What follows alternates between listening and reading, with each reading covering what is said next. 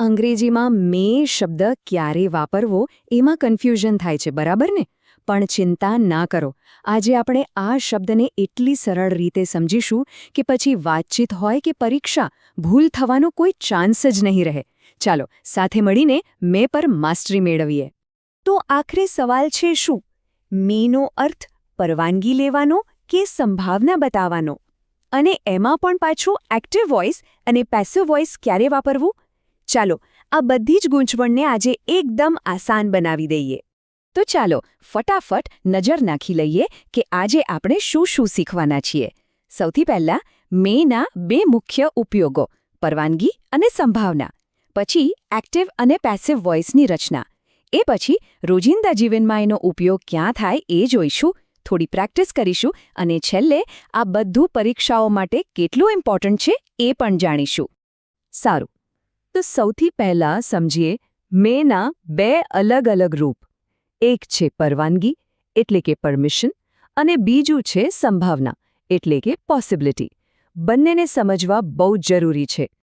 જો જ્યારે કોઈ શિક્ષક કહે યુ મે ગો નાઉ, તો એનો અર્થ છે કે તેઓ પરવાનગી આપી રહ્યા છે. પણ જ્યારે આપણે આકાશ સામે જોઈને કહીએ ઇટ મે રેન ટુડે, ત્યારે આપણે એક સંભાવના બતાવી રહ્યા છીએ. બસ આટલો સિમ્પલ તફાવત છે. છે ને એકદમ સહેલું? ઓકે, તો મેના બે અર્થ તો સમજાઈ ગયા. પણ એક્ટિવ અને પેસિવ વોઇસનું શું? એમાં આનો ઉપયોગ કેવી રીતે થાય? બસ આ જ તો છે આજનો ટોપિકનો હાર્દ.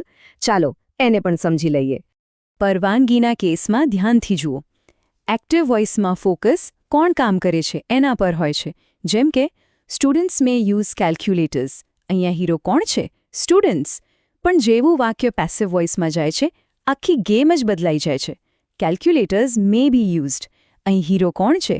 કેલ્ક્યુલેટર. કોણ વાપરે છે એ નહીં, શું વાપરવાની છૂટ છે એ મહત્વનો બની જાય છે. એટલે કે આનો સીધો મતલબ શું થયો? કે પેસિવ વોઇસ વાપરતા જ ફોકસ શિફ્ટ થઈ જાય છે. કોણ કરે છે પરથી શું કરવાની છૂટ છે એ વાત પર ભાર આવી જાય છે. આ એક નાની વાત નથી, ખૂબ જ પાવરફુલ ટેકનિક છે આ. અને હા, આ જ સેમ લોજિક સંભાવના માટે પણ લાગુ પડે છે. એક્ટિવ વોઇસમાં she may complete the work. અહીંયા ફોકસ તેણી પર છે. પણ પેસિવમાં the work may be completed. અહીંયા ફોકસ કામ પર શિફ્ટ થઈ ગયો. તો યાદ રાખવા જેવી વાત કઈ છે? જ્યારે પણ કોઈ સંભાવના વિશે વાત કરો અને એને થોડું ફોર્મલ, થોડું પ્રોફેશનલ ટચ આપવો હોય, તો પેસિવ વોઇસનો ઉપયોગ બેસ્ટ છે. એ વાતને વધુ ગંભીર બનાવે છે. તો ચાલો આ જાદુઈ ફોર્મ્યુલાને મગજમાં ફિટ કરી લઈએ. મે સાથે પેસિવ વોઇસ બનાવવું હોય તો સૌથી પહેલાં ઓબ્જેક્ટ, પછી મે, પછી ફરજિયાતપણે બી અને છેલ્લે વર્બનું ત્રીજું રૂપ એટલે કે V3. આ સૂત્રને બસ ગોખી લો.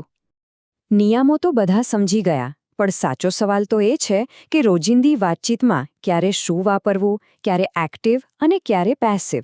ચાલો હવે આને પ્રેક્ટિકલ ઉદાહરણોથી સમજીએ. આ તફાવતને બરાબર સમજજો. દોસ્તો સાથે વાત કરતા હોઈએ ત્યારે એકદમ કેઝ્યુઅલ રીતે કહીશું આઈ મે કોલ યુ લેટર. પણ એ જ વાત જ્યારે કોઈ કંપની ઓફિશિયલી કોઈને કહે તો ભાષા કેવી ફોર્મલ થઈ જાય છે. ઈમેલમાં લખેલું હશે યુ મે બી કોન્ટેક્ટેડ લેટર. જોયું? સંદર્ભ બદલાયો અને ભાષા પણ બદલાઈ ગઈ. તો શું તૈયાર છો એક નાનકડી ક્વિઝ માટે? ચાલો જે શીખ્યા એને ટેસ્ટ કરીએ અને સાથે સાથે એ ભૂલો પણ જોઈએ જે મોટાભાગના લોકો કરતા હોય છે. આનાથી આપણી સમજણ એકદમ પાક્કી થઈ જશે. ચાલો આ 5 વાક્યો પર નજર કરીએ.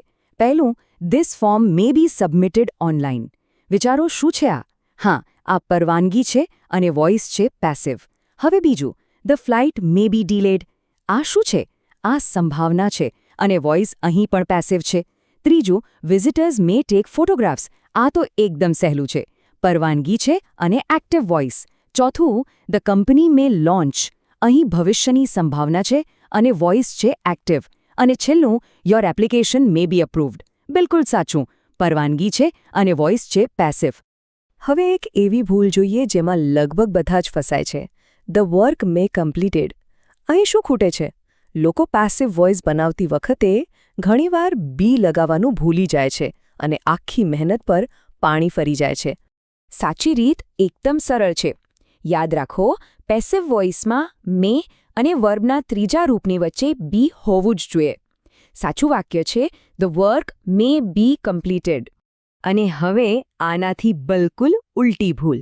ક્યારેક લોકો એક્ટિવ વોઇસમાં પણ વગર કારણે બી લગાવી દે છે, જેની ત્યાં કોઈ જ જરૂર નથી. એક્ટિવ વોઇસનો નિયમ એકદમ સીધો સાદો છે. કોઈ વચ્ચે નહીં આવે.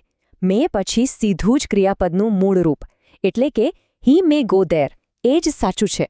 તો આ છે આપણો ગોલ્ડન રૂલ, જે ક્યારેય નથી ભૂલવાનો. જો મે સાથે પેસિવ વોઇસ બનાવી રહ્યા છો, તો બી પ્લસ V3ની જોડી હંમેશા સાથે જ આવશે. હવે કોઈને એમ થાય કે આ બધી ગ્રામરની માથાકૂટ શા માટે?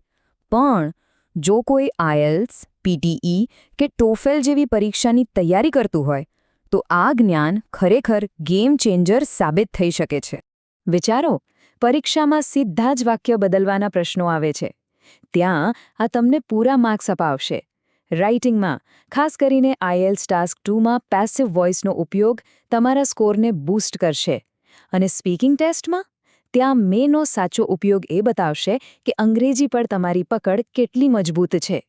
તો આખા વિષયનો સાર શું છે? બસ આટલું જ. જ્યારે સીધી વાત કરવી હોય, એક્શન બતાવવું હોય, ત્યારે એક્ટિવ વોઇસ. અને જ્યારે વાતમાં થોડી ફોર્મેલિટી, થોડી ગંભીરતા લાવવી હોય, ત્યારે પેસિવ વોઇસ તમારો બેસ્ટ ફ્રેન્ડ છે. તો હવે અંતમાં એક સવાલ જે વિચારવા જેવો છે. આજે આપણે જે કંઈ પણ શીખ્યા, એનો ઉપયોગ કરીને પોતાના લેખન અને વાતચીતને એક નેક્સ્ટ લેવલ પર કેવી રીતે લઈ જઈ શકાય? આના પર જરૂરથી વિચાર કરજો.